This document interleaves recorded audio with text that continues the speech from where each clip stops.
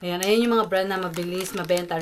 Tiba-tiba, maganda ang kita dito sa paano daw gagawin ko doon, maibebenta ko pa ba? Natutunan ko na parang wala akong hindi maibenta.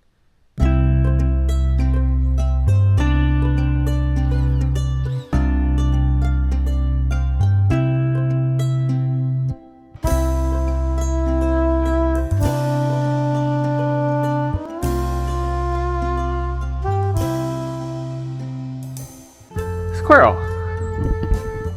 Another one there on top of that pallet. Got squirrels everywhere here. They're basically like rats with fluffy tails. They look cuter, but they're basically rats. Okay. Wait, look at the chickens. Something basically $8 chickens. Not all of our chickens, just not our roosters. So we just got 2 chickens left, and they're 2 roosters. Really not worth having chickens right now, so we might end up getting rid of them through some, I don't know, some way. Hey guys, something came in. That little automatic door over there didn't close, and something made it in here and got all the chickens over a few days. So we will probably get rid of the roosters at some point, and because they didn't do their job. They're supposed to protect or die first. But anyways, yeah, we'll have no more chickens, no more eggs for a while. Maybe it'll be this year, maybe next year. I don't know. But in the meantime, somebody wants me to open the garage.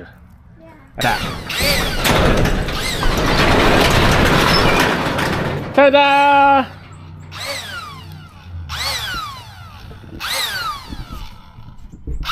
What's that, Andrew? A blower? Okay.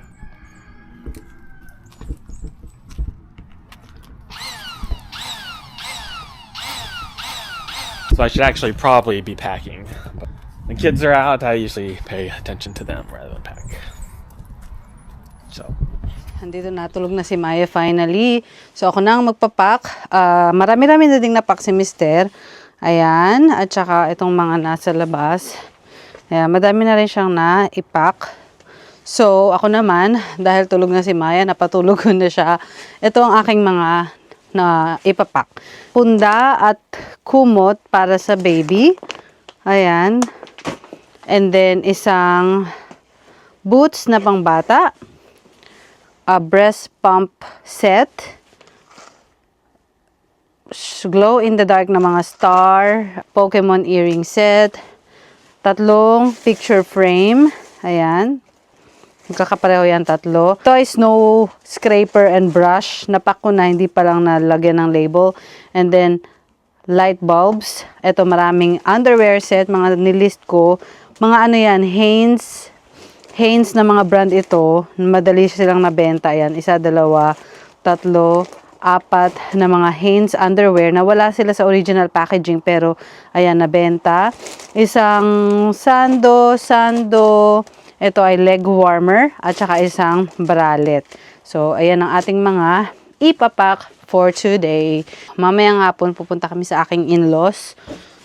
So, tapusin na natin to. Tanghali na actually. Tinanghali na kami dahil kay Maya.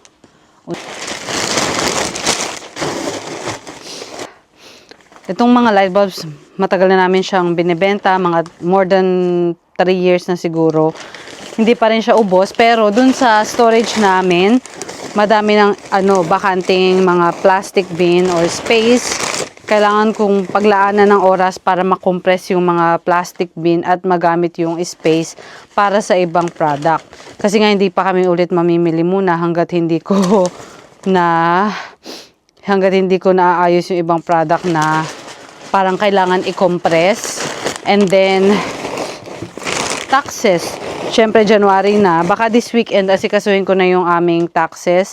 Hindi naman ako yung nagpa-file ng tax. Ako lang yung nag-aayos ng parang accounting ba dun sa pag-bookkeeping. Yun ang aking dapat asikasuhin. Hopefully bago matapos ang linggo na ito, ang buwan pala, bago matapos ang buwan na to, may ayos ko yung aming books, accountings, whatever you call that, para makapag-file na kami ng tax. Ito pala ay bralette, hindi pala siya panty. Pa underwear, di ba? And then, boots. Make sure na pareho silang nakaliwat kanan. Mula nung may nagpa-refund sa akin, alala nyo ba? May nabentahan ako ng boots na parehong kaliwang paa. Mula nun, nakakahiya kasi. Syempre, no? Chine-check ko na ngayon yung mga sapatos kung parehong, kung kaliwat kanan ba talaga. Nalobad yung aking regular camera. So, I'm using my phone. Ito ay breast pump. Bagong-bago. Kompletong set. Yan ay actually galing sa hospital nung nanganak ako for baby Maya. Dito kasi, part ng insurance na meron kang libreng breast pump. So, actually, meron naman akong lumang breast pump. So, hindi ko kailangan tong bagong breast pump.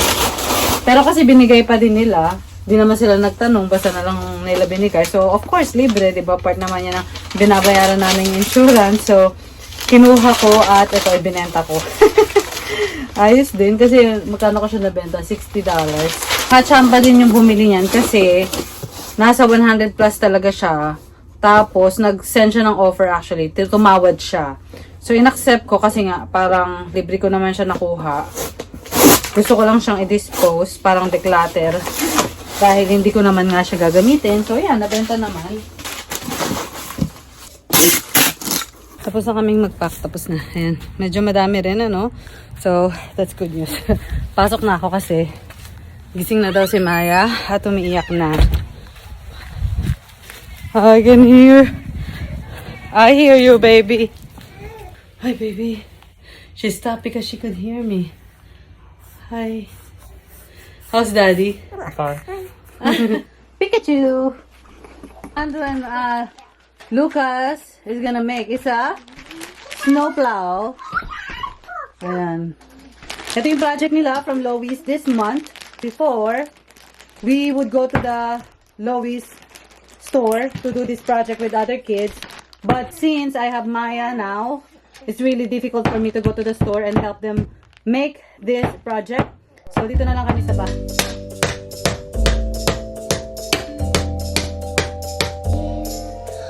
I'm not scared. What are we going to find? Oh,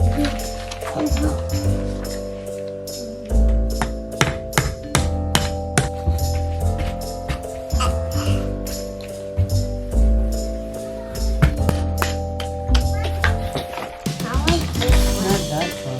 Okay. no, I think it's actually this one. No, you're number 8 now, I think. Or No. you did that already. 9, you just put them together. Nine.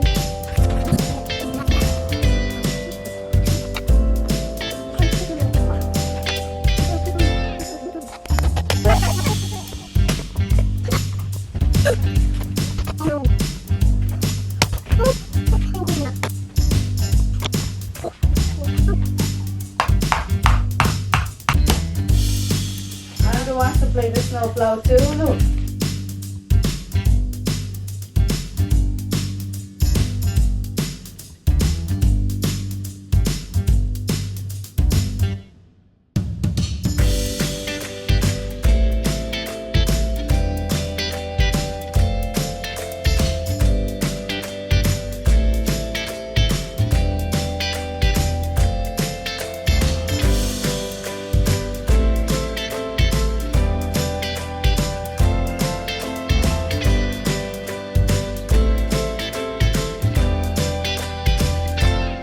Hey, Kuya. Every two. Hey, Pikachu. Everyone got to make. I'm being funny. Show us what you make. Why is it the Bulgarian? Boogie boogie. Kuya. Hey, Pikachu. Done?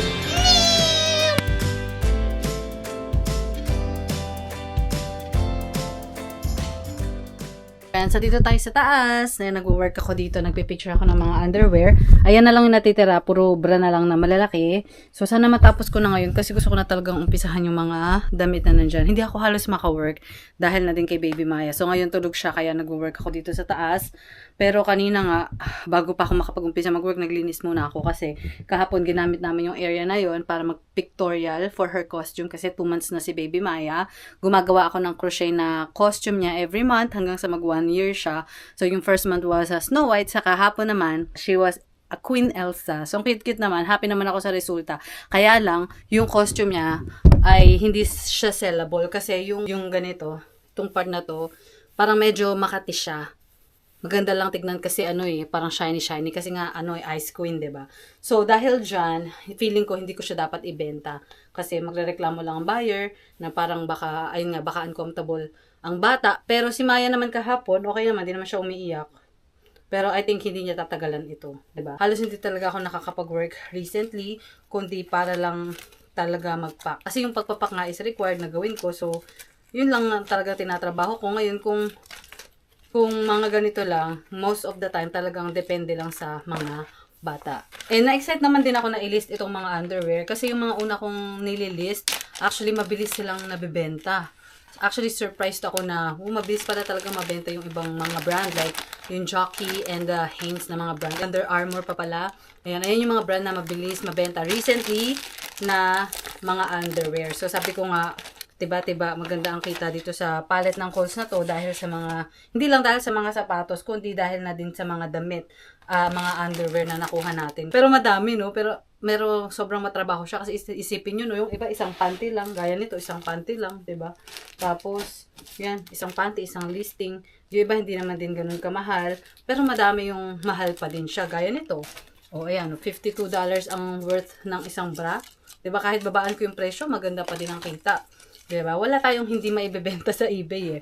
Last time pala may nagtanong sa isa sa mga lumang video ko or recent video actually, nung unang inopen at inorganize ko tong mga underwear na to kasi doon may mga package na kulang yung laman. So for example, ganito yung itsura niya tapos there should be like 5 pieces na underwear pero 4 lang yung laman. Yung iba naman 10 tapos 9 lang ang laman. Paano daw gagawin ko doon? Maibebenta ko pa ba? Yes po, pwede pa rin siyang ibenta. Ang ginawa ko, tinanggal ko na siya sa original na packaging para, unang-una kasi parang medyo ang pangit na rin yung packaging niya. Luma na yung plastic. 'Di ba? Ang pangit na. So tinanggal ko siya sa packaging tapos nilagay ko siya sa ganitong lalagyan. So yung unang-una, kung wala siya sa packaging, walang expectation kung ilan yung laman dapat. Parang ganun, 'di ba? So ayan, nilagay ko siya, instead of 10, nililist ko siya as pack of 9.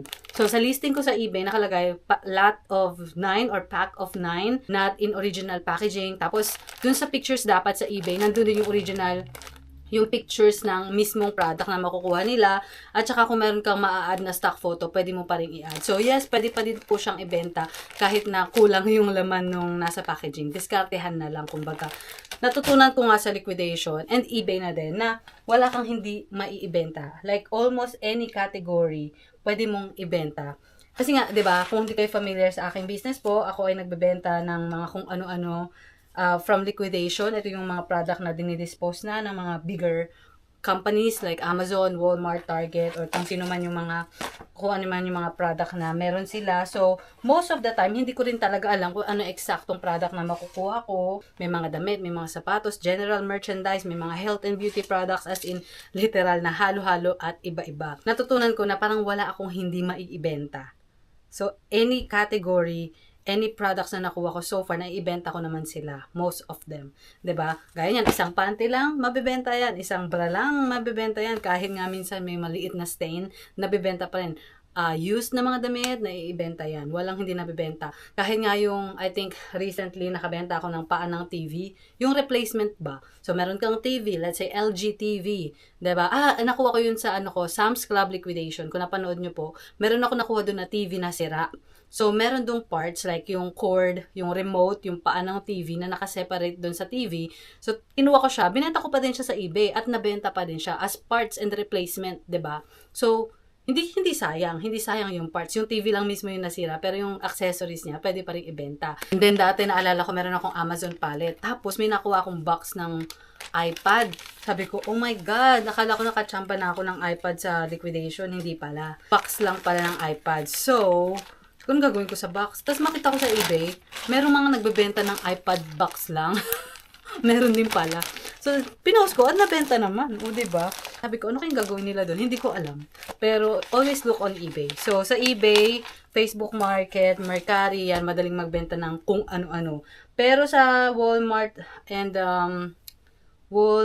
Amazon, yan, medyo limited pa. Most of the time, yung mga bago lang yung pwede mong ibenta, o kaya naman naka-gate or hindi pwedeng ibenta yung certain brands. So, medyo limited sa Amazon and Walmart. Pero yun nga, eBay and Facebook, no limit. You can sell almost anything. And I enjoyed it. Natrabaho lang talaga. Yung mga underwear nga pala na to, na pinipicturean ko yan, yung karamihan dyan ay malalaki yung size. Actually, mas mahal yung malalaki. Diba? Isipin nyo, meron ako, let's say, 20 pieces dito ng big size, like plus size, na mga underwear. Mahina ang $20. Ito nga, oh, naka-sale na siya, $24 pa. Agkano original price niya? $48. O, diba?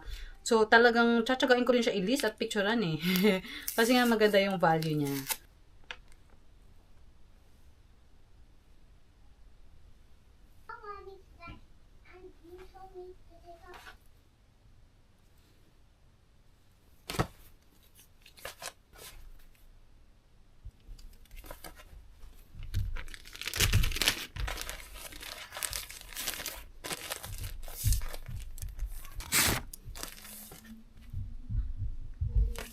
Last one. Pikachu. Pika, pika. Where are we going? Grandma, grandpa. Grandpa.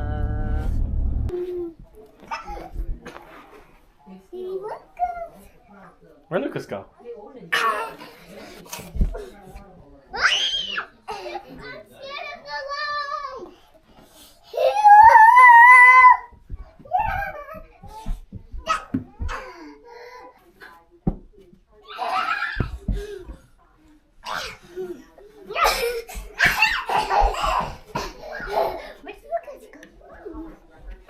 Turn right.